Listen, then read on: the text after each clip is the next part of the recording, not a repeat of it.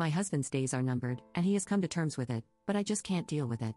I, 42F, have been married to my husband, 38M, for over 10 years. We met when I was 24 in a club. Ever since I knew him, he could never accept any health damages. For instance, he fell from a ladder from about 2 meters or so and went into the hospital just because I insisted.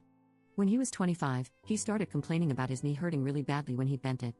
It took me 5 years to persuade him to go to the doctor over this, and he ended up having surgery. After the surgery, he was supposed to rest for 2 months, but after 2 weeks, he was back to working out and jogging. 2 years ago, he was diagnosed with leukemia. He immediately stopped smoking after the diagnosis and worked out even more than before to boost his health. However, it didn't help at all, and last month his health went downhill. He became pale and weak to the point where I had to help him up the stairs on a few occasions. 2 days ago, while dining, our daughter, 15F, asked him if he could take her hiking to the Alps next year. He just said something along the lines of, "I'm not sure if I'll still be around by that time." I kept my cool at that moment. After our daughters left to go to sleep, I blew up on him. I started screaming, and I can't even remember exactly what it was anymore. Something like, "From the moment I met you, you never gave in to any health condition. You always overcame everything, and now, out of nowhere, you're just going to accept it and kick the bucket?" Normally, he would raise his voice at me, saying, "We are not animals in this house, so we will not scream at each other." But not then. He just glared into the corner of the kitchen and said nothing. When his eyes started watering, my heart shattered into thousands of pieces. At that moment, I knew I only had a short amount of time left with the love of my life, and I will forever regret blowing up at him. I apologized for everything, and he told me I didn't even have to, that it's only natural, and that stages of grief are a real thing. We had a long talk today, and I decided to arrange bucket list days for him so he can enjoy the last few months he has. Update 1. Hello Reddit. I haven't really had the intention to post on here again, but my therapist thought it might be therapeutic to do so since it helped the last time. My kids are at my late husband's parents', so I've had some wine to give me the will to actually write this down. As you might have guessed from my previous text, it happened. My husband passed away about half a year ago, and I miss him so damn much. I wanted to thank all of you who suggested grief counseling. Me, my late husband, and our 2 daughters attended about 2 months after my original post, and without it, we would most likely be more destroyed than we already are. I also wanted to thank the person who suggested my husband film videos for our daughters' life goals.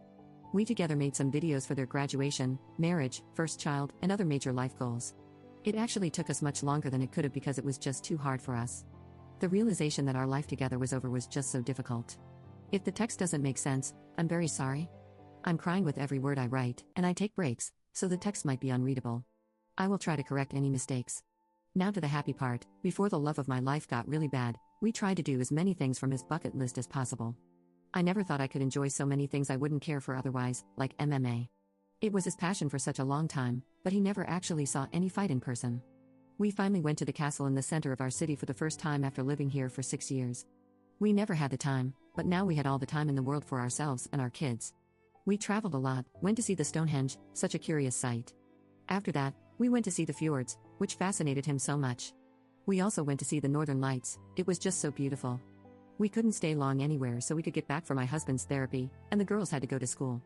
We also got to see the Colosseum and some more great sights. I hated myself for quite some time after the events of my last post. When he was still alive, he mentioned it only once, telling me not to worry about it. He said it was just the silent thoughts said out loud, and he didn't want me to ever worry about it again or he'll haunt me. Some of you might think that it was not nice, but we used to have a specific sense of humor, and we have one rule in our house: as long as it's funny, it's allowed. Also, if the person who is being made fun of finds it funny, it's okay. He got really bad about a month before passing. I mean, when we were traveling, he was in a wheelchair, but that was only for the long walks. But in the last month, he already couldn't move without it. I hated to see him in that state. It hurt both me and our daughters. It was just so painful. I also saw his pain in his eyes. He was so angry that he couldn't go his own way. Assisted unalive is not legal where we live. He always supported it, and I didn't used to. But now, when I saw how much pain he was in, I would do anything just for him to feel better.